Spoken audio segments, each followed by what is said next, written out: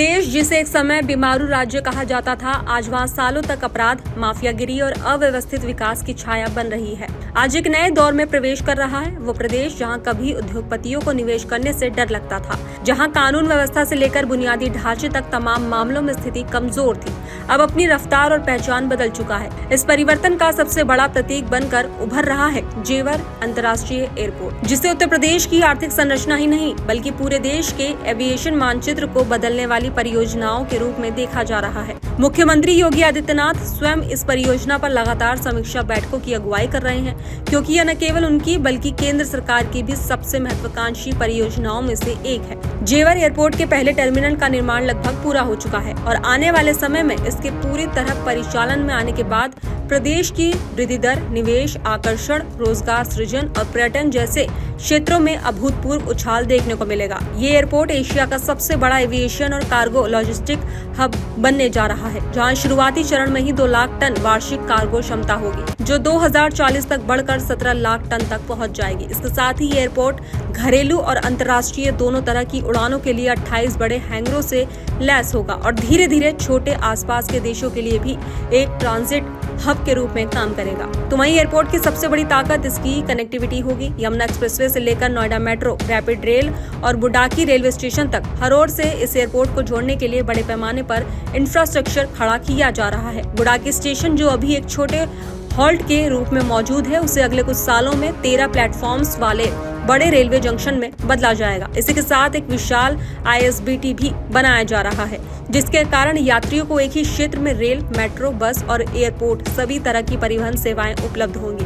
भारत में इस स्केल का ऐसा इंटीग्रेट ट्रांसपोर्ट नेटवर्क अभी कहीं नहीं है और यही कारण है कि एक्सपर्ट्स इसे भविष्य का ट्रांसपोर्ट मेगा हब बताने लगे हैं। तो वहीं नोएडा और ग्रेटर नोएडा जैसे क्षेत्रों में पहले से ही तेजी से विकास हो रहा था, लेकिन जेवर एयरपोर्ट इस विकास को गुणात्मक रूप से कई गुना बढ़ा देगा। सेक्टर 98, 133, 140 से 148, 149 और 150 जैसे इलाकों में निर्माण कार्य रिकॉर्ड गति से बढ़ रहा है और रियल एस्टेट में तेजी से मूल्य वृद्धि देखी जा रही है। तो वहीं आसपास के गाँवों में भी जमीन की कीमतें कई गुना ज्यादा बढ़ चुकी है और पहले जहाँ किसान मामूली आय पर निर्भर थे, वहीं आज 50 से 55 गाँवों के किसानों के करोड़पति बनने की खबरें आम हो चुकी है। उनके खेत, जो कभी खेती की जमीन थे, आज औद्योगिक, आवासीय और व्यावसायिक परियोजनाओं के केंद्र में हैं। लेकिन इस तेजी ने कुछ चुनौतियां भी पैदा की हैं, खासकर भूमाफियाओं के सक्रिय होने की।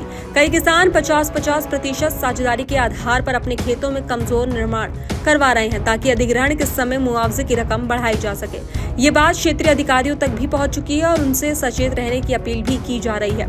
बड़े पैमाने पर आ रहे निवेश और भूमि के लिए मूल्य में अचानक वृद्धि ने कई तरह की अनैतिक तत्वों को भी आकर्षित किया है। इसलिए प्रशासन के लिए ये चुनौती है कि वो विकास और पारदर्शिता के बीच संतुलन बनाए रखे। रोजगार की बात करें तो एयरपोर्ट के परिचालन शुरू होते ही हजारों रोजगार उत्पन्न हो चुके हैं और आने वाले सालों में लाखों नए रोजगार की संभावना है। ग्राउंड स्टाफ, एविएशन सेवाएं, सुरक्षा, ग्राहक सेवा, कार्गो और लॉजिस्टिक से लेकर होटल, हॉस्पिटैलिटी, खुदरा व्यापार, परिवहन और पर्यटन तक। इसके अलावा film city, electronic park, MSME park, renewable energy zone और एग्री एक्सपोर्ट्स हब जैसी परियोजनाएं भी जेवर एयरपोर्ट के इकोसिस्टम का हिस्सा बनकर उभर रही हैं, जिससे इस क्षेत्र में आर्थिक गतिविधियां तेज फैलेंगी। तो उत्तर प्रदेश की GDP में इस एयरपोर्ट का योगदान अनुमानित रूप से 2.85 लाख करोड़ रुपए तक पहुंच सकता है, जो किसी छोटे देश की कुल GDP के बराबर है।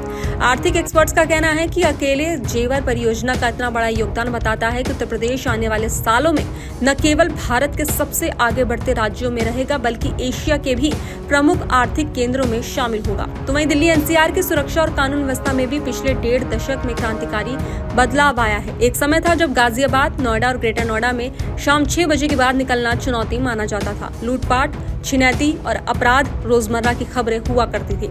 आज स्थिति इतनी बदल चुकी है, रात को 2 बजे भी लोग आराम से यात्रा कर सकते हैं। अपराधों में भारी गिरावट और पुलिस की त्वरित कार्रवाई ने पूरे क्षेत्र में भरोसा और सुरक्षा की भावना मजबूत की है। ये परिवर्तन राज्य के उस व्यापक बदलाव का हिस्सा है जिसने उत्तर प्रदेश को खराब कानून व्यवस्था वाले प्रदेश की पहचान से निकालकर एक निवेश अनुकूल, सुरक्षित और आधुनिक राज्य के रूप में स्थापित किया है। तो वहीं ये वजह है कि राज्य आज सड़क, एक्सप्रेसवे, डिजिटल अवसंरचना, मोबाइल मैन्युफैक्चरिंग, पर्यटन और औद्योगिक निवेश जैसे क्षेत्रों में देश का अग्रणी बन चुका है। आज सबसे ज्यादा एक्सप्रेसवे अगर किसी राज्य में है तो वो है उत्तर प्रदेश में।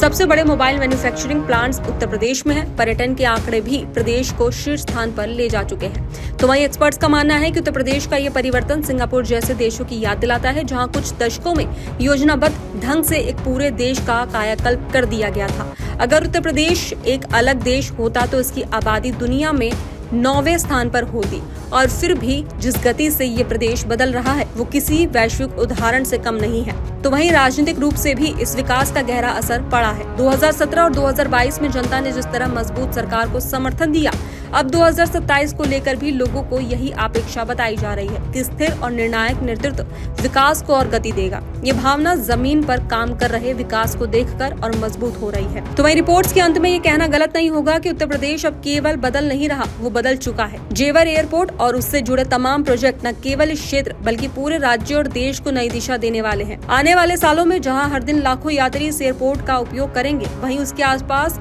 विकसित हो रहे शहर, उद्योग और इंफ्रास्ट्रक्चर उत्तर प्रदेश की आर्थिक ताकत को नई ऊंचाइयों पर ले जाएंगे।